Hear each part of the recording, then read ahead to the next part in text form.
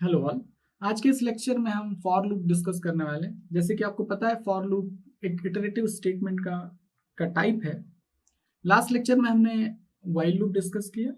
इस लेक्चर में हम फॉर लूप, उसका सिंटेक्स और उसका एक एग्जांपल डिस्कस करने वाले हैं। जैसे कि मैंने पहले भी रिपीट किया है, यहाँ पर भी मैं रिपीट करना चाहूंगा कि किसी भी लूप में तीन अलग अलग प्रॉपर्टीज होने चाहिए, होती ही है। फर्स्ट इज द इनिशियलाइजेशन,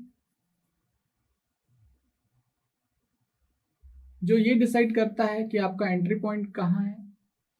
ये स्टेटमेंट लूप की पूरी लाइफ में सिर्फ एक बार लूप की शुरुआत में एग्जीक्यूट होता है। उसके बाद होती है कंडीशन। कंडीशन बार बार चेक की जाती है। ये एक बूलियन एक्सप्रेशन हो सकता है। जब तक ये कंडीशन ट्रू होते जाती है, रिपीटेड एग्जीक्यूशन लूप का चलता रहता है। जैसी कंडीशन फेल होती है, लूप टर्मिनेट होता है। और तीसरी बात होती है दैट इज अपडेशन। अपडेशन ये लूपिंग इंडेक्स को अपडेट करने का काम करता है। लूपिंग इंडेक्स वो वेरिएबल होता है जो लूप को इनिशियल पॉइंट से फाइनल टर्मिनेशन तक पहुंचाता है। ये इंक्रीमेंटिंग और डिक्रीमेंटिंग कुछ भी हो सकता है। कोई भी एक्सप्रेशन आप इसके लिए यूज कर सकते हैं जो कि लूपिंग इंडेक्स को अपडेट कर दे। Now talking about the syntax of for loop का जो सिंटेक्स हम देखें तो यहां पर सबसे पहले मैं लिखता हूं फॉर। ना व्हाइल लूप में इनिशियलाइजेशन लूप के पहले था, यहां लिखा हुआ था, लेकिन यहां पर तीनों ही चीजें एक ही लाइन में आप मेंशन कर सकते हैं। तो यहां पर सबसे पहले मैं लिखूंगा इनिशियलाइजेशन,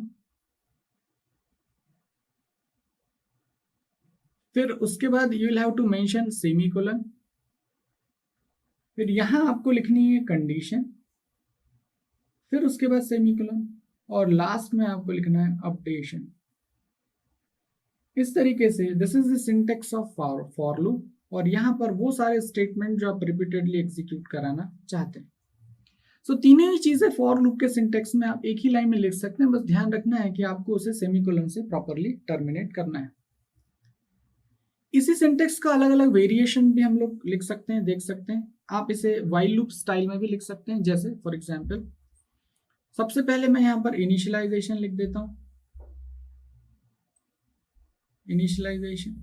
देन इनिशियलाइजेशन हो जाने के बाद अब मैं यहाँ पर फॉर लूप ओपन करता हूं, लेकिन चूंकि इनिशियलाइजेशन हो चुका है, हम पहले ही कर चुके हैं, यहाँ आपको सेमीकोलन लगाना होगा। फिर उसके बाद हम यहाँ पर कंडीशन लिखेंगे, और आप चाहें तो अपडेशन यहाँ भी लिख सकते हैं, पर यदि मैं इसे व्हाइल लूप स्टाइल में लिखना चाहता हूं तो आप इसे क्लोज कर दिए, लेकिन सेमीकोलन जरूर लगाएं। उसके बाद यहाँ वो सारे स्टेटमेंट जो आपको एग्जीक्यूट कराने हैं, और यहाँ का जो अपडेशन स्टेटमेंट है वो आप यहाँ भी लिख सकते हैं, कुछ इस तरीके से। बट एक्चुअली जो प्रिस्क्राइब्ड सिंटेक्स है वो कुछ इसी तरीके से, जिसमें कि इनिशियलाइजेशन, कंडीशन और अपडेशन आपको एक ही लाइन पे आप मेंशन कर सकते हैं। एग्जीक्यूशन की बात करें तो जैसे व्हाइल लूप एग्जीक्यूट होता है, वैसे ही यहाँ पर भी एग्जीक्यूशन होगा। सबसे पहले इनिशियलाइजेशन स्टेटमेंट एग्जीक्यूट होगा। इसके पहले ऑब्वियसली आपका कोई लीनियर फ्लो चल रहा होगा, लेकिन अब ये आपका इटरेटिव फ्लो चलेगा। इनिशियलाइजेशन होगा जो एक ही बार होगा, लूप की शुरुआत में होगा। उसके बाद पहली बार यहाँ पर कंडीशन चेक होगी। यदि कंडीशन सेटिस्फाई होती है तो आप लूप के अंदर आएंगे, ये 4 स्टेटमेंट एग्जीक्यूट होंगे जो कि यहाँ as a code block mentioned है। उसके बाद अपडेशन स्टेटमेंट एग्जीक्यूट होगा और ये फिर यहीं आएगा, लेकिन इस बार अब इनिशियलाइजेशन एग्जीक्यूशन नहीं होगा, सीधे कंडीशन चेक होगी। कंडीशन यदि ट्रू है तो फिर ये 4 स्टेटमेंट या जो भी कोड ब्लॉक लिखा है वो एग्जीक्यूट होगा, फिर अपडेशन स्टेटमेंट एग्जीक्यूट होगा और फिर से कंडीशन चेक होगी। इस तरीके से ये बार बार रिपीटेडली इटरेटिव स्टेटमेंट, ये कंडीशन चेक होती जाएगी, ट्रू होती जाएगी कंडीशन, लूप चलता जाएगा। जैसे ही कंडीशन फेल होगी ये लूप टर्मिनेट हो जाएगा। So this is how the for loop actually is written, और the syntax for loop is like that. Now let us take the example. जैसे कि हमने लास्ट क्लास में लिया था व्हाइल लूप के लिए, उसी तरीके से हम या वही प्रोग्राम हम फिर व्हाइल लूप से के बजाय फॉर लूप से बनाना हो तो हम कैसे लिखेंगे। The program is I want to display all the numbers in the range of given range, that is IB to FB। जो भी यूजर रेंज देगा उस रेंज के सारे नंबर्स मुझे यदि प्रिंट करने हो तो हम फॉर लूप से इस प्रोग्राम को कैसे लिखेंगे। So starting with the hash include statement, I will include iostream.h, और फिर उसके बाद मेन फंक्शन बनाते हैं। And then I will create 3 variables, जैसे कि एक लिया था I for looping index, then IB and FB for the ranges.